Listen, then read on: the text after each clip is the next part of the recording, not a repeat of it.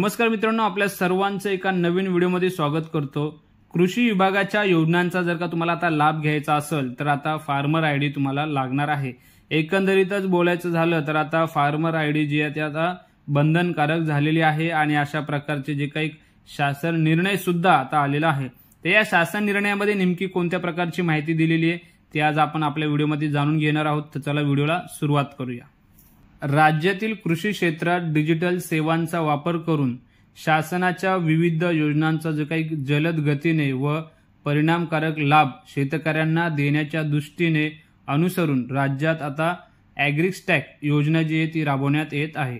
तर लक्षात घ्या की या योजनेअंतर्गत राज्यातील सर्व शेतकऱ्यांचा व त्यांच्या शेतांचा जो काही आधार संलग्न माहिती संच, त्याचबरोबर शेतकऱ्यांच्या शेतातील हंगामी पिकांचा माहिती संच व शेतांचे भूसंदर्भितकृत जे काही माहिती संच, या संपूर्ण जे काही संच आहेत ते एकत्रितरित्या तयार करण्यात येत आहेत।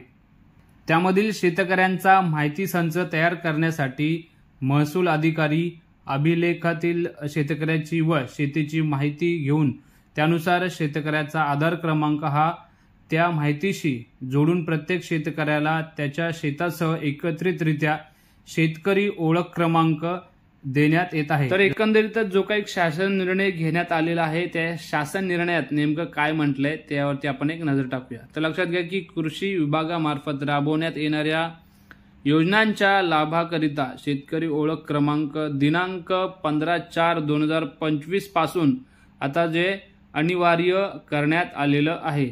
त्याचबरोबर कृषी विभागामार्फत शेतकऱ्यांसाठी राबवण्यात येणाऱ्या सर्व योजनांसाठी शेतकरी ओळख क्रमांक अनिवार्य करण्यात आल्याने त्याबाबत सर्व संबंधित पोर्टल्स, सांकेतिक स्थळं, ऑनलाईन प्रणाली इत्यादीमध्ये सर्व संबंधित यंत्रणेशी समन्वय साधून आवश्यक त्या ज्या काही तांत्रिक सुधारणा करण्याची जी काही कार्यवाही ती या ठिकाणी आयुक्त कृषी यांनी करावी असं या शासन निर्णयात सांगण्यात आलेलं आहे। त्याचबरोबर शेतकरी ओळख क्रमांक आणि त्याच्याशी जसे संलग्नित डेटा म्हणजे जमीन आणि त्यावर घेतलेली पिके या कृषी विभागामार्फत वापरत असलेल्या विविध ऑनलाईन प्रणालीशी जसं की ॲप्लिकेशन प्रोग्रामिंग इंटरफेसद्वारे ॲग्रिस्टॅक या प्रणालीशी जोडण्यासाठी आवश्यक कारवाई जी ती या ठिकाणी आयुक्त तथा संचालक भू अभिलेख महाराष्ट्र राज्य पुणे व आयुक्त कृषी यांनी समन्वयानं करावी असं जे ते या ठिकाणी शासन निर्णयात सांगण्यात आलेलं आहे। ज्या शेतकऱ्यांनी अद्याप शेतकरी ओळखपत्र क्रमांकासाठी नोंदणी केलेली नाही त्या शेतकऱ्यांना तातडीनं सदर पोर्टलवर नोंदणी करण्यासाठी प्रवृत्त करावे। यासाठी ग्राम कृषी विकास जी काही समिती आहे त्या समिती, त्याचबरोबर CSC आणि क्षेत्रीय यंत्रणेची जी काही मदत या ठिकाणी घ्यावी। त्याचबरोबर या शासन निर्णयात असं सुद्धा सांगण्यात आले की शेतकऱ्यांसाठी राबवण्यात येणाऱ्या योजनांचा जो काही लाभ आहे ते घेण्यासाठी आता शेतकरी ओळख क्रमांक आवश्यक असल्याबाबत आयुक्त यांच्याद्वारे प्रचार, प्रसिद्धी व जनजागृती करण्यात यावी।